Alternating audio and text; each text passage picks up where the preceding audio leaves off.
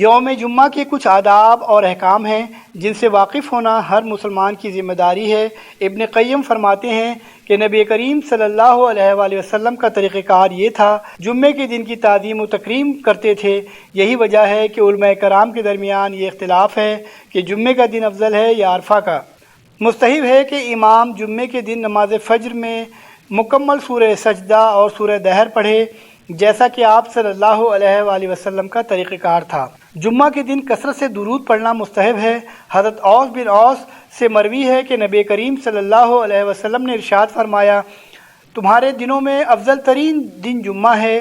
اسی روز حضرت آدم علیہ السلام کی تخلیق ہوئی، اسی دن ان کی روح قبض کی گئی، اسی دن سور پھونکا جائے گا اور اسی دن بے ہوشی طاری ہوگی، لہذا مجھ پر اس دن کثرت سے درود پڑھو، چونکہ تمہارا درود مجھ پر پیش کیا جاتا ہے۔ نماز جمعہ ہر مرد پر فرض ہے، لہذا کسی مسافر، کسی عورت یا غلام پر جمعہ واجب نہیں۔ ہاں، ان میں سے کوئی اگر جمعے میں شریک ہو جائے تو ان کی نماز جمعہ درست ہے۔ بیماری یا خوف وغیرہ جیسے عذر کی وجہ سے نماز جمعہ ساقط نہیں ہوتی۔ جمعے کے دن غسل کرنا نبی کریم صلی اللہ علیہ وسلم کی سنت ہے۔ آپ صلی اللہ علیہ وسلم کا فرمان ہے، جب تم میں سے کوئی جمعے کے لیے آئے تو چاہیے کہ غسل کرے، متفق علیہ۔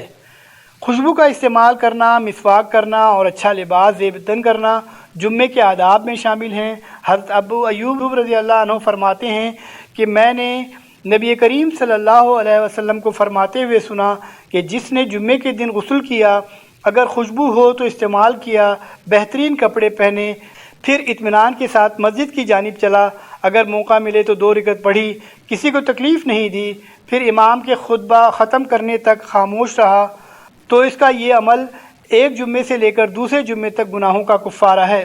ابو سعید خدری سے مروی ہے کہ نبی کریم صلی اللہ علیہ وآلہ وسلم نے ارشاد فرمایا، جمعے کے دن غسل کرنا ہر بالغ پر ضروری ہے، اسی طرح مسواک کرنا اور اگر قدرت ہو تو خوشبو کا استعمال کرنا۔ نماز جمعہ کے لیے جلدی جانا مستحب ہے، لیکن آج اس سنت کا جنازہ نکل رہا ہے۔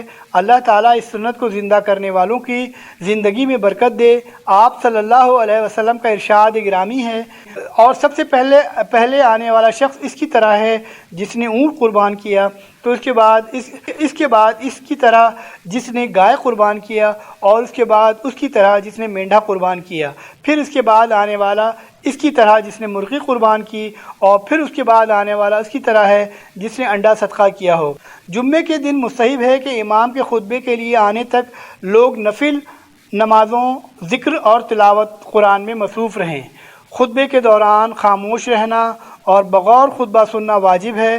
حضرت ابو ہریرہ سے مروی ہے، نبی کریم صلی اللہ علیہ وآلہ وسلم نے ارشاد فرمایا، اگر تم نے جمعے کے دن امام کے خطبے کے دوران اپنے ساتھی سے کہا خاموش رہو تو تم نے غلطی کی۔ اور احمد کی روایت میں اس طرح ہے، اور جس نے غلطی کی اس جمعے کے اجر و ثواب میں اس کا کوئی حصہ نہیں۔ جمعے کے دن سورہ کہف کی تلاوت کرنا مستحب ہے۔ حضرت ابو سعید خدری سے مروی ہے کہ نبی کریم صلی اللہ علیہ وآلہ وسلم نے ارشاد فرمایا، جس نے جمعے کے دوران سورہ کہف پڑھی تو اس جمعے سے لے کر دوسرے جمعے تک اس کے لیے نور کو روشن کر دیا جاتا ہے۔ جمعے کے دن وقت جمعہ کے دخول کے بعد جس پر جمعہ واجب ہو جائے تو اس کے لیے جمعے سے پہلے سفر کرنا جائز نہیں۔ بطور خاص جمعے کے دن کو روزہ کے لیے خاص کرنا اور اس کی رات کو قیام کے لیے خاص کرنا مکروہ ہے۔ نبی کریم صلی اللہ علیہ وسلم نے ارشاد فرمایا، جمعے کی رات کو قیام کے لیے خاص نہ کرو، اور ان دنوں میں جمعے کے دن کو روزے کے لیے خاص نہ کرو، مگر یہ کہ کوئی سلسلے وار روزہ رکھ رہا ہو۔ جو شخص جمعے کے دن روزہ رکھنے کا خواہاں ہے تو اسے چاہیے کہ وہ جمعے سے پہلے والے دن جمعرات یا بعد والے دن ہفتے کو روزہ رکھے۔ حضرت ابو ہریرہ سے مروی ہے کہ نبی کریم صلی اللہ علیہ وسلم نے ارشاد فرمایا، تم میں سے کوئی جمعے کے دن ہرگز روزہ نہ رکھے مگر یہ کہ اس سے پہلے والے ایک دن رکھے یا بعد والے ایک دن بھی۔ حدیث میں آیا ہے کہ نبی کریم صلی اللہ علیہ وسلم جمعے کے بعد 2 رکعت پڑھتے تھے۔ اسی طرح یہ بھی وارد ہے کہ آپ صلی اللہ علیہ وسلم نے جمعے کے بعد نماز پڑھنے والوں کو 4 رکعت کا حکم دیا۔ اسحاق کہتے ہیں، اگر جمعے کی سنتیں مسجد میں پڑھی جائیں تو 4 پڑھے، اور اگر گھر میں پڑھے تو 2 رکعت پڑھے۔ اس شخص کے لیے مستحب ہے جو مسجد میں اس وقت داخل ہو جب امام خطبہ دے رہا ہو کہ بیٹھنے سے پہلے 2 مختصر رکعتیں پڑھ لیا کرے۔ حضرت جابر بن عبداللہ سے مروی ہے کہ نبی کریم صلی اللہ علیہ وسلم خطبہ جمعہ دے رہے تھے، سلیق الغطفانی آئے اور بیٹھ گئے تو آپ صلی اللہ علیہ وسلم نے ارشاد فرمایا، جب تم میں سے کوئی جمعے کے دن مسجد آئے اور امام خطبہ دے رہا ہو تو چاہیے کہ بیٹھنے سے پہلے 2 رکعت پڑھ لے۔ مسلم۔ جمعے کا دن مستحب ہے کہ امام نماز جمعے میں سورہ جمعہ اور سورہ منافقون یا سورہ اعلیٰ اور سورہ غاشیہ پڑھے۔ نبی کریم صلی اللہ علیہ وآلہ وسلم اکثر یہ صورتیں پڑھا کرتے تھے۔ ہر مسلمان کو جمعے کے دن لازم ہے کہ غسل کرے، سر کے بالوں اور بدن کو خوب اچھی طرح صاف کرے اور مسواک کرے، کیونکہ مسواک کرنا بھی اس دن بہت فضیلت رکھتا ہے۔ غسل کے بعد عمدہ کپڑے پہنے اور ممکن ہو تو خوشبو لگائے اور ناخن وغیرہ بھی کتروائے۔ جامع مسجد بہت سویرے جائے، جو شخص جتنے سویرے جائے گا اسی قدر اس کو ثواب ملے گا۔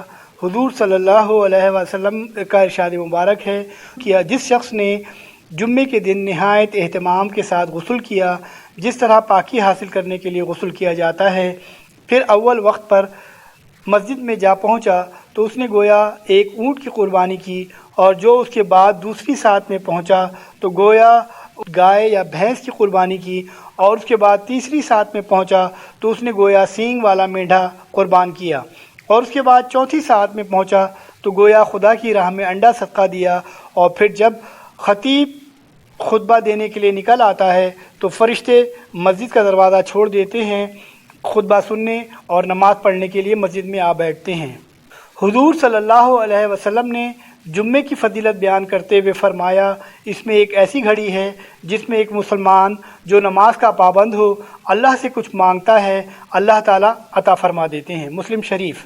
حضور صلی اللہ علیہ وسلم نے جمعے کی نماز کی فضیلت کے بارے میں فرمایا، مجھے خیال ہوتا کہ میں ایک آدمی کو حکم دوں کہ وہ نماز پڑھائے، اس کے بعد پھر ان گھروں کو آگ لگا دوں تو جمعہ چھوڑ کر بیٹھے ہیں۔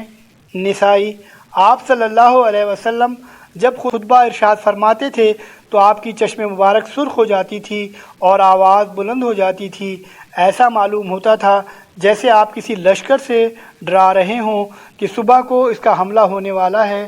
آپ صلی اللہ علیہ وسلم اپنے خطبے میں اپنے اصحاب کو اسلام کے اصول و ضوابط اور قواعد اور شرائع کی تعلیم دیتے تھے، اور اگر امر و نہی کا معاملہ ہوتا تو امر و نہی فرماتے تھے۔ حضرت جابر بن سمرہ فرماتے ہیں کہ حضور صلی اللہ علیہ وسلم کی نماز بھی معتدل ہوتی تھی اور خطبہ بھی معتدل، قرآن کی چند آیات تلاوت فرماتے، پھر لوگوں کو نصیحت فرماتے۔ خطبہ جمعہ کو بہت خاموشی اور سکون کے ساتھ سننے کا حکم ہے تاکہ پرسکون اور روحانی فضا میں اس کا پورا فائدہ حاصل ہو سکے، اس لیے کہ یہ عبادت کا محل ہے نہ کہ خطابت کا۔ خطبے کے دوران گفتگو کو سختی سے منع کیا گیا ہے، یہاں تک کہ اپنے پہلو میں بیٹھے ہوئے آدمی کو بات چیت کرنے سے بھی روکنا منع ہے، اس لیے کہ اس میں بھی اس کے سکون و وقار میں فرق آ جائے گا جو خطبے میں مطلوب ہے۔ حضرت امام غزالی اپنی مارکۃ الآراء کتاب احیاء العلوم میں لکھتے ہیں کہ مسلمانوں میں جب تک اصلی اسلام تھا تو جمعے کے دن فجر کے بعد راستے اور شہروں کی گلیاں لوگوں سے بھری ہوئی نظر آتی تھیں، کیونکہ سب لوگ بہت سویرے جامع مسجد میں جاتے تھے۔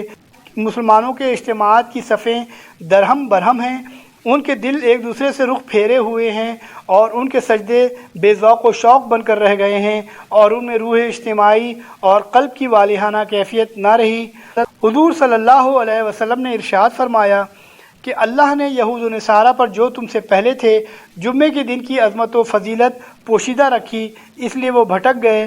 یہود کے لیے ہفتہ کا دن تھا اور نصارہ کے لیے اتوار کا دن، پس وہ قیامت تک ہمارے پیچھے ہیں، ہم اہل دنیا سے آخر پر آئے ہیں، سب لوگوں سے پہلے ہمارا فیصلہ ہوگا، یعنی دربار الہی میں حاضر ہوں گے۔ وجہ اس بات کی یہ ہے کہ دنیا کی ابتدا اتوار سے شروع ہوئی اور اس کی تکمیل جمعے کے دن بوقت عصر ہوئی۔ ہر مسلمان پر واجب ہے کہ وہ یوم جمعے کا احترام کرے، اس دن کے فضائل کو غنیمت جانے اور اس دن ہر قسم کی عبادتوں کے ذریعے اللہ تعالیٰ کا قرب حاصل کرے۔